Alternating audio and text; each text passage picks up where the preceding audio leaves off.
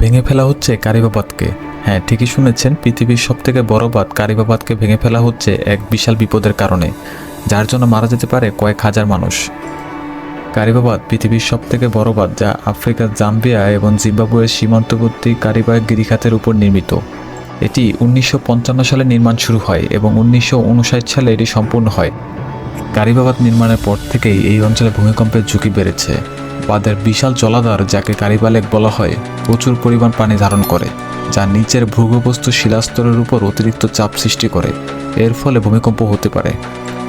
কারিবাবাদের এলাকায় ছোট ছোট ভূমিকম্প নিয়মিত অনুভূত হয়।